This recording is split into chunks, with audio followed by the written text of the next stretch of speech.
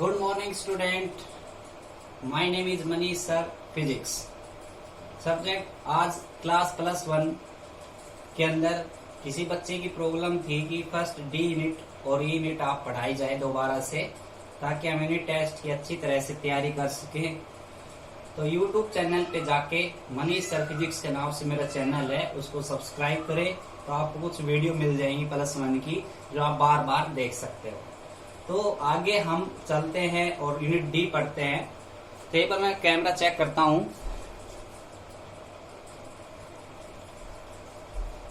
तो unit D जो अपनी है वो है डायमेंशन एनालिसिस। तो इससे पिछली वाली वीडियो के अंदर हमने यूनिट और डायमेंशन के बारे में बताया है। तो यूनिट 3 प्रकार की होती है। मेनली फिजिक्स के अंदर 2 प्रकार की यूनिट्स हैं, एक है सीजीएस यूनिट और दूसरी है एसआई यूनिट, एमकेएस।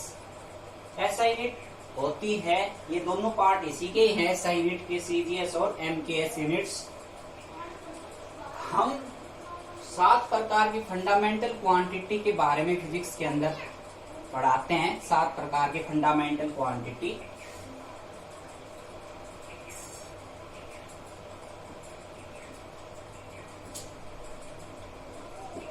जिसमें क्या है, मास, लेंथ, टाइम, टेम्परेचर और ल्यूमिनिसिटी और एक और है। तो ये 7 प्रकार की जो क्वांटिटी है, इनको हम डायमेंशन के रूप में रिप्रेजेंट करते हैं स्क्वायर ब्रैकेट के अंदर। ठीक है, 7 प्रकार की जो फंडामेंटल क्वांटिटी होती है, मास, लेंथ, टाइम, टेम्परेचर, करंट, ल्यूमिनिसिटी और कैंडला, ये 7 प्रकार की जो फंडामेंटल क्वांटिटी है, उनको हम स्क्वायर ब्रैकेट के अंदर हम रिप्रेजेंट करके लिखते हैं। उन्हीं को हम डायमेंशन एनालिसिस कहते हैं।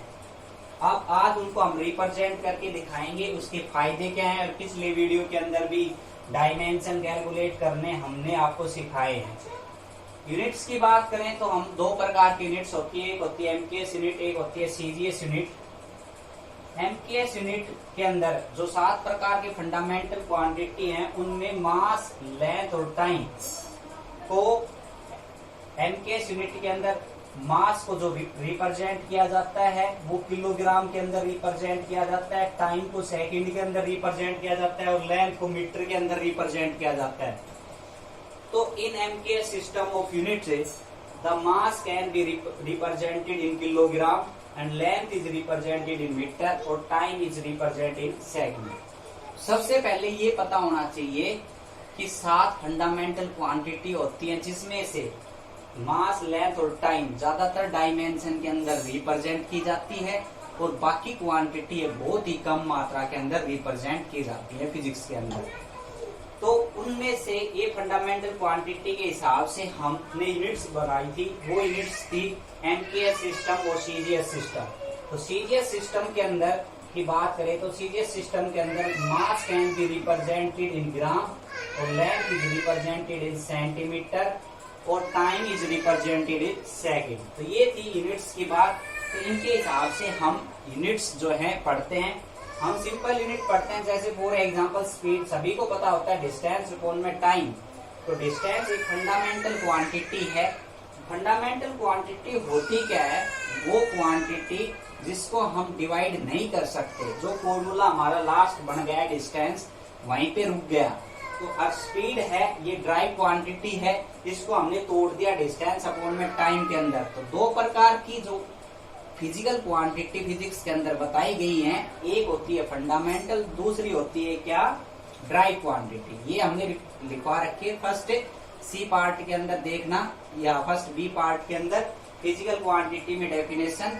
तो एक फंडामेंटल क्वांटिटी को जब हम तोड़ लास्ट में लिखते हैं, वो एमएलटी के अंदर कैसे लिखेंगे या यूनिट्स के अंदर कैसे लिखेंगे। तो डिस्टेंस वैसा यूनिट की बात कर लें तो डिस्टेंस किसमें मेजर किया जा रहा है, मीटर के अंदर, और टाइम किसमें मेजर किया जा रहा है, सेकंड के अंदर। तो इसकी यूनिट हो गई मीटर सेकंड इनवर्स।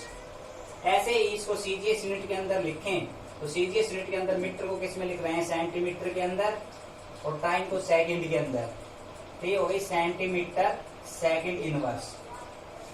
ये यूनिट्स हमने पीछे वीडियो के अंदर पूरी तरह ढंग से समझा रखी है। अगर वो वीडियो आपने नहीं देखा है तो वो वीडियो आप देख ले जरूर, यूनिट और डायमेंशन। अब डायमेंशन की बात करता हूं मैं थोड़ा सा।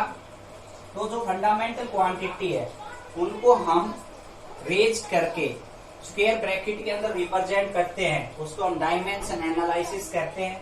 अब डायमेंशन कैसे कैलकुलेट करते हैं, देखो जैसे फॉर्मूला, कोई भी एरिया का फॉर्मूला है, रेक्टेंगल का एरिया, उसको हम लिखेंगे लेंथ मल्टीप्लाई में ब्रीथ, ठीक। और फंडामेंटल क्वांटिटी MLT को आपको यूज करना है डायमेंशन के लिए। तो लेंथ के लिए फंडामेंटल क्वांटिटी क्या आएगी L, ब्रीथ भी क्या आएगी L, तो उसका डायमेंशन हो गया L स्क्वायर। तो ये डायमेंशन निकालते हैं किसी भी फॉर्मूले के। ऐसे ही स्पीड की बात कर लेते हैं, अभी अभी बताया था डिस्टेंस अपॉन में टाइम। तो डिस्टेंस को हम L से रिप्रेजेंट करते हैं फंडामेंटल क्वांटिटी के अंदर, क्योंकि डायमेंशन एनालिसिस के अंदर फंडामेंटल क्वांटिटी को ही हम लिखते हैं स्क्वायर ब्रैकेट के अंदर, और टाइम को लिखेंगे T। तो इसका फार्मूला होगा T-1, T को ऊपर लिख के जाएंगे और स्क्वायर ब्रैकेट के अंदर लिखेंगे। अगर M को भी आप रिप्रेजेंट करना चाहते हैं, मैंने बताया कि सिर्फ 3 क्वांटिटी ऐसी हैं, इनको ही आपको रिप्रेजेंट करना है स्क्वायर ब्रैकेट के अंदर। ऐसे ही अगर हम मान ले एक्सेलरेशन है, तो एक्सेलरेशन का फार्मूला होता है चेंज इन वेलोसिटी अपॉन में टाइम टेकन। वेलोसिटी और स्पीड का डायमेंशन सेम रहता है, तो ये कितना आ गया L-T-1 अपॉन में टाइम T, तो L-T⁻² हो जाएगा T ऊपर जाके। ऐसे डायमेंशन लेते हैं। फोर्स का मास इंटू में एक्सेलरेशन फॉर्मूला होता है, तो मैंने बताया थे फॉर्मूले आपको जरूर याद करने हैं, क्योंकि फर्स्ट सी के अंदर, फिजिक्स के अंदर काफी फॉर्मूले, उनके यूनिट और उनके डायमेंशन दे रखे हैं, तो 1 से 30 तक सभी के याद होने चाहिए। तो मास को फंडामेंटल क्वांटिटी के अंदर M से रिप्रेजेंट करते हैं, और एक्सेलरेशन का डायमेंशन हो गया L-T-2, तो इसका डायमेंशन हो गया ML-T-2। कोई क्वांटिटी के अंदर M की वैल्यू नहीं आ रही है तो आप ऐसे भी लिख सकते हो, या उसकी पावर 0 भी लिख सकते हो, M की पावर 0, L-T-2। तो ये एक्सेलरेशन का डायमेंशन हो गया। ये भी सही है, लेकिन पावर 0 लिखेंगे। किसी की पावर 0 किसके बराबर होती है, 1 के बराबर। ये यूनिट और डायमेंशन हमने पिछले वीडियो के अंदर भी समझा रखे हैं, इस वीडियो के अंदर भी बेसिकली आपको बता दिया है किस प्रकार से आपको डायमेंशन लिखने हैं, मतलब फंडामेंटल क्वांटिटी को स्क्वायर ब्रैकेट के अंदर लिखना, वही क्या है, डायमेंशन एनालिसिस कहलाता है। अब उसके इंपोर्टेंस क्या है, अगला टॉपिक आता है इंपोर्टेंस ऑफ डायमेंशन। ये इंपोर्टेंट पेपर में हमेशा क्वेश्चन आता है, ये टेस्ट के अंदर भी देंगे। Important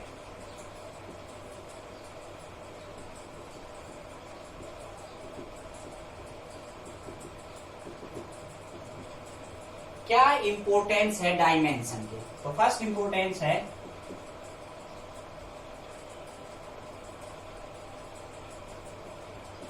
using dimension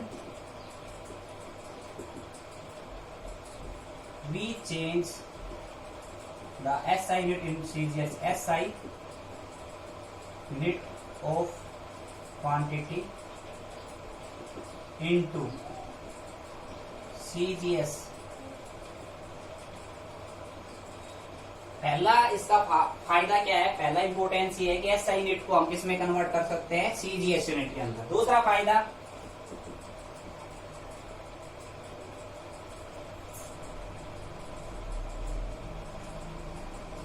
correctness of formula. दूसरा फायदा इसका ये है कि फॉर्मूला चेक कर सकते हैं, कोई भी फॉर्मूला है डायमेंशन की सहायता से हम चेक कर सकते हैं वो फॉर्मूला सही है कि गलत है। तीसरा right the formula, formula drive कर सकते हैं। और उसके बाद डिसएडवांटेज मैंने लिखवा रखे, वो डिसएडवांटेज आपको पढ़ने हैं। तो इस वीडियो के अंदर मैं ये 2 चीजें आपको आज सिखाऊंगा, क्या कि हम एक यूनिट से दूसरे यूनिट के अंदर किसी भी फिजिकल क्वांटिटी को कैसे चेंज कर सकते हैं। ये डायमेंशन का पहला फायदा है।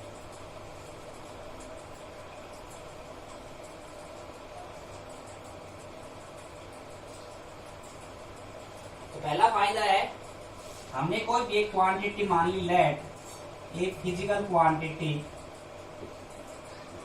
फिजिकल क्वांटिटी का मीनिंग हमने लिखवा भी रखा है। और फिजिकल क्वांटिटी का मतलब ये है कि जो फिजिक्स के सभी लॉ को डिस्क्राइब करे उसको हम फिजिकल क्वांटिटी कहते हैं। एक 25 kg हमने एक फिजिकल क्वांटिटी मान ली, कोई भी क्या है 25 kg, और 25 kg के अंदर ये वैल्यू 25 जो है वो न्यूमेरिकल वैल्यू है,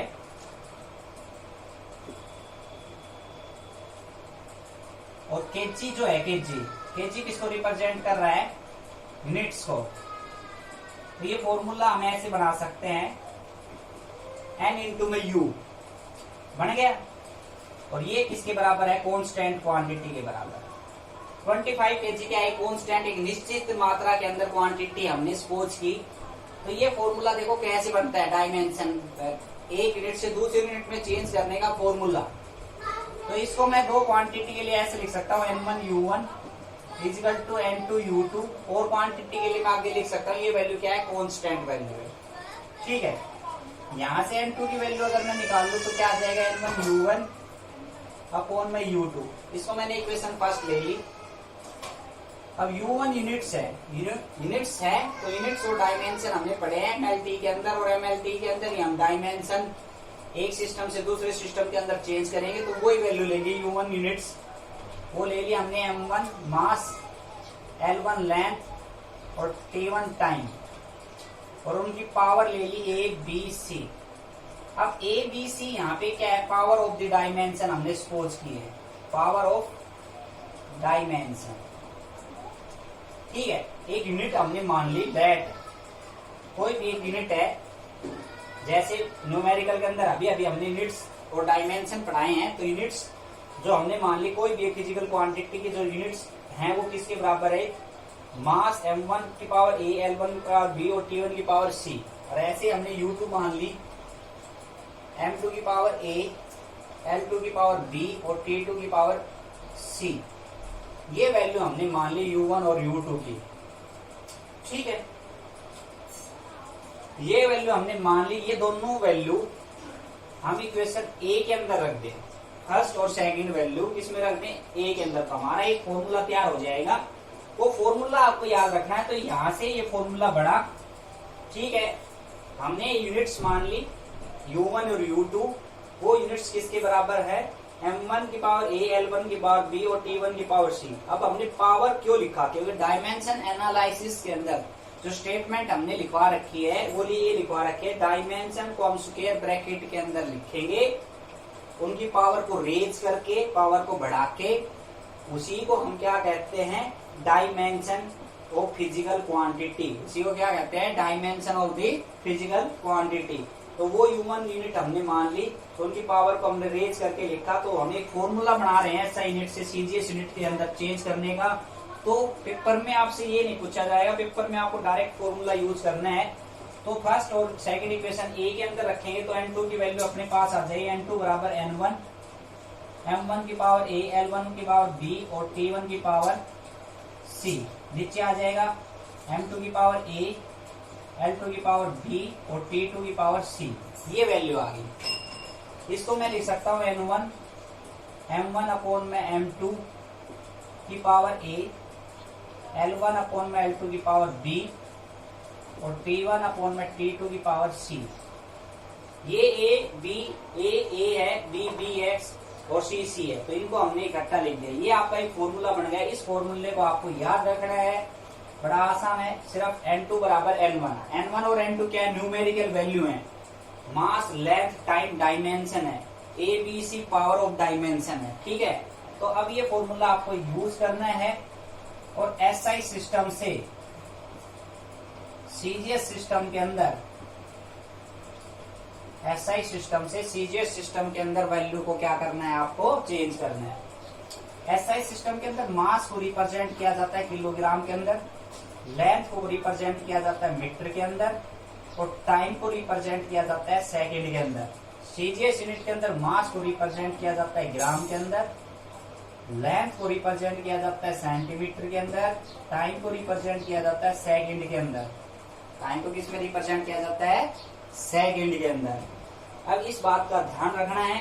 अब एक क्वेश्चन समझते हैं, SI यूनिट से सीजीएस यूनिट में किस प्रकार से कन्वर्ट। उसके लिए डायमेंशन आने बहुत जरूरी है। तो एक क्वेश्चन लेता हूं मैं, और ये फॉर्मूला आपको लगाना है। कन्वर्ट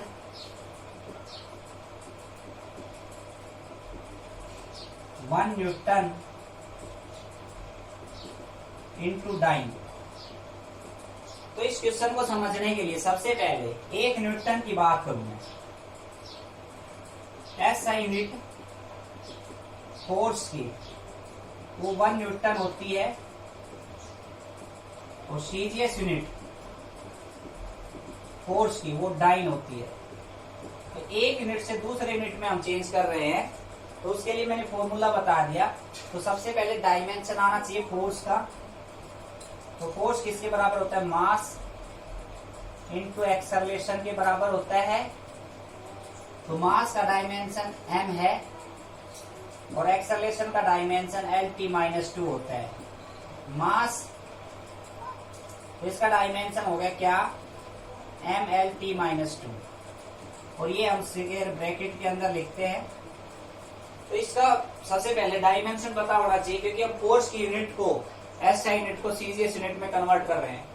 तो फोर्स का डायमेंशन आना चाहिए पहली बात। तो फोर्स का डायमेंशन हमने लिख लिया क्या है? मास mLt-2। ठीक, अब एसआई सिस्टम से फोर्स की यूनिट है न्यूटन और इसकी है डाइन, और न्यूमेरिकल वैल्यू कितनी दे रखी है? 1। तो N2 बराबर N1, M1 अपॉन में M2 की power A, L1 upon L2 की पावर B और T1 अपॉन में T2 की पावर C। ये फॉर्मूला मैंने लगा दिया। ठीक, N1 की वैल्यू 1 न्यूटन है न्यूमेरिकल वैल्यू, N2 की वैल्यू हमें कैलकुलेट करनी है। मास SI यूनिट में किलोग्राम में होता है और किलोग्राम मास जो है सेकंड, सीजीएस यूनिट M2 की वैल्यू वो है ग्राम के अंदर होती है। अभी अभी बताया था मैंने ये फॉर्मूला, मास SI यूनिट के अंदर और सीजीएस यूनिट। M1 की वैल्यू सभी SI यूनिट के अंदर ली थी हमने, और M2 की वैल्यू किसके अंदर ली थी? सीजीएस के अंदर। तो इसकी पावर A का मतलब है M की पावर कितनी है? 1 है यहाँ पे। लेंथ मीटर के अंदर अपॉन सेंटीमीटर, और इसकी पावर कितनी है? L की पावर 1 है। और टाइम की बात कर लेते हैं, टाइम दोनों सेकंड के अंदर रहता है, और इसकी पावर कितनी है? -2 है। ठीक, अब हमें क्या करना है? किलोग्राम को ग्राम में कन्वर्ट कर लो या ग्राम को किलोग्राम में, लेकिन हमें एसआई सिस्टम को सीजीएस में कन्वर्ट करना है। तो किलोग्राम को हम ग्राम में कन्वर्ट करेंगे, ऐसे ही मीटर को किस में करेंगे? सेंटीमीटर के अंदर। सेकंड से सेकंड कैंसिल हो जाएगा। तो किलोग्राम, 1 किलोग्राम बराबर कितने होते हैं? 1000 ग्राम अपॉन 1 ग्राम, और इसकी पावर 1 है। 1 मीटर बराबर 100 सेंटीमीटर अपॉन सेंटीमीटर, इसकी पावर भी 1 है, और ये कितना हो जाएगा? 1। ठीक, तो ग्राम से ग्राम कैंसिल, या हम कह सकते हैं ये सेंटीमीटर में कन्वर्ट हो गया। तो ये हो गया 10 की पावर 3 मल्टीप्लाई में 10 की पावर 2, 10 की पावर 5 डाइन। सेंटीमीटर पर ग्राम सेंटीमीटर की यूनिट जा आएगी फोर्स की, वो कितनी आ जाएगी? 10 की पावर 5 डाइन। ये आ गई N2 की वैल्यू। तो 1 न्यूटन बराबर 10 की पावर 5 डाइन होते हैं। ठीक है,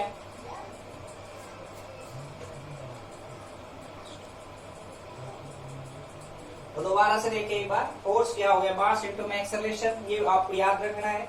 फिर हमने फोर्स का डायमेंशन निकाल लिया, मास का m हो गया, एक्सेलरेशन का हो गया Lt-2। फिर हमने फॉर्मूला लगाया, फॉर्मूले के अंदर SI यूनिट रखी M1 L1 T1। SI unit के अंदर किलोग्राम मीटर सेकंड, M2 की वैल्यू सीजीएस के अंदर रखी ग्राम सेंटीमीटर सेकंड। इनके पावर ऑफ डायमेंशन लिख दिए ABC। तो A ये है, B ये है, C ये है। सेकंड से सेकंड कैंसिल, 1 की पावर -2 1 के बराबर होगी। -1 मल्टीप्लाई -1 तो +1 आ जाएगी। ये आ गई 1000 ग्राम। किलोग्राम को ग्राम में कन्वर्ट कर दिया, मीटर को सेंटीमीटर में कन्वर्ट कर दिया। तो ये वैल्यू आ गई 10 की पावर 3 मल्टीप्लाई 10 की पावर 2, 10 की पावर 5 डाइन। तो 1 न्यूटन बराबर डाइन कितने आ गए? 10 की पावर 5 डाइन। मतलब 1 यूनिट को दूसरी यूनिट में कन्वर्ट कर दिया। अगला इंपोर्टेंस समझते हैं डायमेंशन का। सेकंड इंपोर्टेंस क्या है?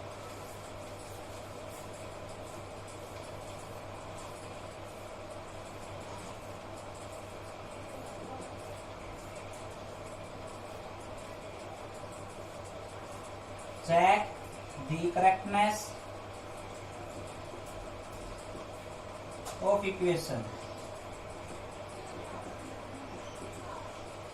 करेक्टनेस इक्वेशन चेक करते हैं फॉर्मूले के हिसाब से, डायमेंशन के फॉर्मूले के हिसाब से कैसे चेक करेंगे। तो principle according to homogenetic principal,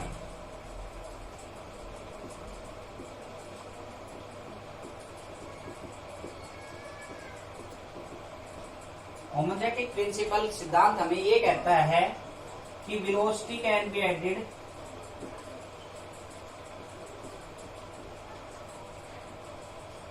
in velocity. Velocity में वेलोसिटी ऐड करेंगे तो वैल्यू वेलोसिटी आएगी, ना कि इसको ऐसे काउंट करेंगे 2 इंटू वेलोसिटी। ये रिजल्ट सही है, ये गलत है। फोर्स में फोर्स ऐड करेंगे तो रिजल्ट फोर्स आएगा, ना कि ट्वाइस ऑफ फोर्स आएगा। कहने का मतलब ये है कि मैथमेटिकल रूल्स तो लगेगा, फोर्स में फोर्स ऐड कर दिया, फोर्स जुड़ गया, लेकिन ट्वाइस ऑफ फोर्स नहीं जोड़ना है यहाँ पे, वरना फॉर्मूला आपका गलत हो जाएगा। तो इक्वेशन को चेक करेंगे तो वेलोसिटी में वेलोसिटी ऐड होगी, फोर्स में फोर्स ऐड होगा। तो कैसे? डायमेंशन की सहायता से कोई भी एक फॉर्मूला हम लेते हैं, वो फॉर्मूला हमारा क्या है?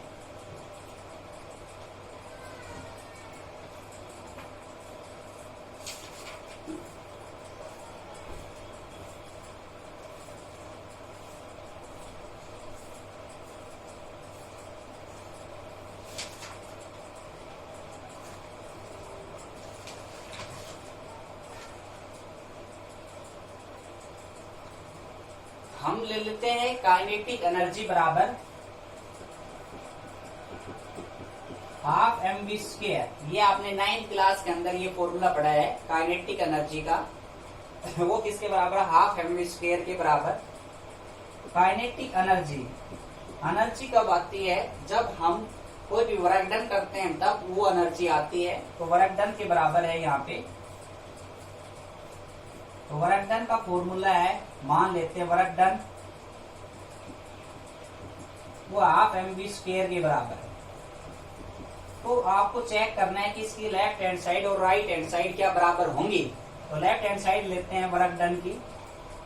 तो वर्क का फार्मूला था फोर्स मल्टीप्लाई में डिस्प्लेसमेंट या distance.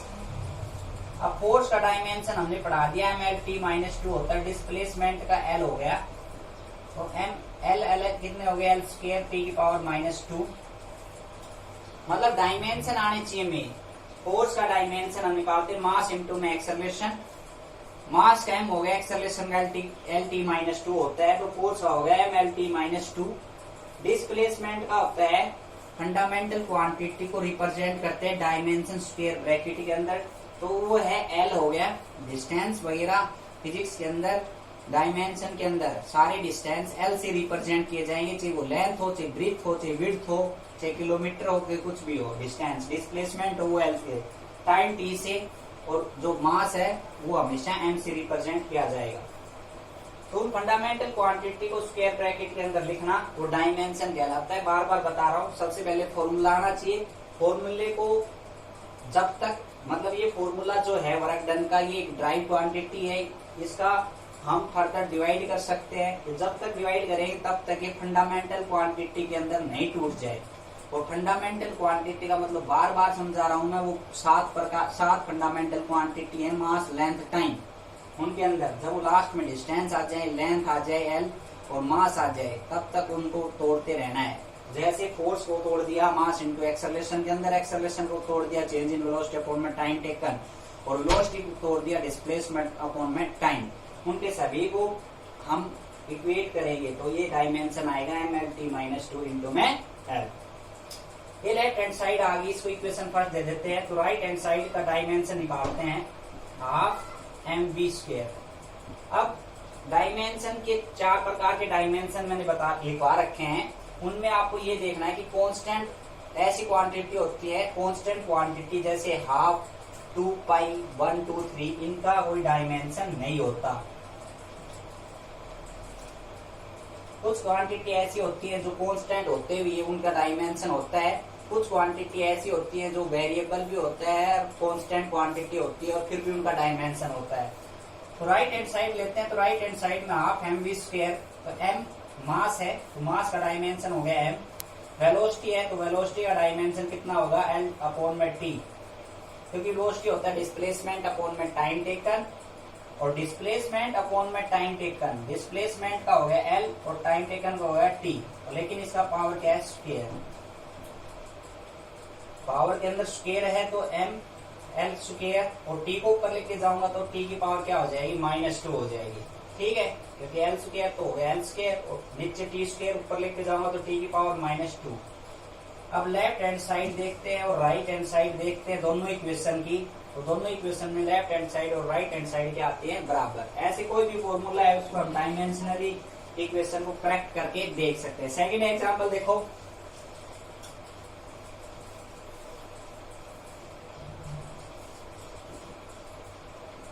v equal to u plus 80, ये इक्वेशन आपने पढ़ी है। इसको हमने डायमेंशनली क्या करना है, डायमेंशनली प्रूव करके दिखाना है कि ये सही है कि गलत। इसको मैं लिख सकता हूँ v minus U equal to 80, ठीक है, ऐसे लिख लिया मैंने। अब लेफ्ट हैंड साइड लूंगा इसका, तो लेफ्ट हैंड साइड के अंदर मैंने ये बताया था वेलोसिटी में से वेलोसिटी घटा देंगे तो वेलोसिटी रहेगी, और वेलोसिटी में वेलोसिटी ऐड कर देंगे। सब्ट्रैक्शन का केस मैंने नहीं बताया, तो सब्ट्रैक्शन के अंदर वेलोसिटी में से माइनस करेंगे तो आंसर वेलोसिटी रहेगी। तो वेलोसिटी का डायमेंशन क्या बताया मैंने, L T minus one minus L T minus one. Acceleration का क्या बताया, एल टी माइनस टू, और टाइम का कितना बताया, टी। टाइम का कितना बताया, टी। ये डायमेंशन मैंने लेफ्ट हैंड साइड के और राइट हैंड साइड के दोनों के लिख लिए। ठीक है, लेफ्ट हैंड साइड का डायमेंशन वेलोसिटी होती है डिस्प्लेसमेंट अपॉन में टाइम टेकन, डिस्प्लेसमेंट अपॉन में टाइम टेकन, तो डिस्प्लेसमेंट एल हो गया, टाइम टी हो गया, तो ये हो गया एल टी माइनस वन। ये इसका डायमेंशन। ऐसे प्रकार ये इनिशियल वेलोसिटी से रिप्रेजेंट होती है, ये फाइनल वेलोसिटी से रिप्रेजेंट होती है, दोनों है वेलोसिटी। ये एक्सेलरेशन होता है, तो एक्सेलरेशन का डायमेंशन हम निकालते हैं। एक्सेलरेशन क्या होता है, चेंज इन वेलोसिटी अपॉन में टाइम टेकन, और वेलोसिटी क्या होती है, डिस्प्लेसमेंट अपॉन में टाइम टेकन। वेलोसिटी क्या होती है, डिस्प्लेसमेंट अपॉन में टाइम टेकन। अब देखो यहां से एक्सेलरेशन का फॉर्मूला क्या हुआ, वेलोसिटी अपॉन में टाइम टेकन, और वेलोसिटी क्या होगी, डिस्प्लेसमेंट अपॉन में टाइम टेकन, तो एक टी यहाँ पे आ जाएगा। ठीक है, तो ये टी तो टी है ही, और वेलोसिटी का डिस्प्लेसमेंट अपॉन में टाइम टेकन हो गया। तो डिस्प्लेसमेंट को एल से रिप्रेजेंट करते हैं फंडामेंटल क्वांटिटी के अंदर या डायमेंशन के अंदर, और टाइम को टी से, तो टी की पावर 2 हो गया। तो एल ऊपर लेके जाऊंगा तो टी की पावर कितना हो जाएगा, -2। तो ये एक्सेलरेशन का डायमेंशन हो गया। टाइम का कितना होगा, टी। अब वेलोसिटी में से वेलोसिटी सब्ट्रैक्ट करेंगे तो आंसर क्या आएगा, वेलोसिटी। तो आपको ऐसे लिखना है L T minus one, velocity में से वेलोसिटी सब्ट्रैक्ट किया, आंसर आया वेलोसिटी, और यहाँ पे आ गया टी। टी की पावर -2 और टी की पावर 1, तो इनको इक्वेट करेंगे तो टी की पावर -1 बचेगा। तो लेफ्ट हैंड साइड बराबर right hand side. I hope importance dimension के समझ में आएगा। कल मैं आपको फिर मिलूंगा एरर ऑफ लिमिट्स के साथ। आज के लिए इतना ही, थैंक यू। चैनल को सब्सक्राइब करना ना भूलें।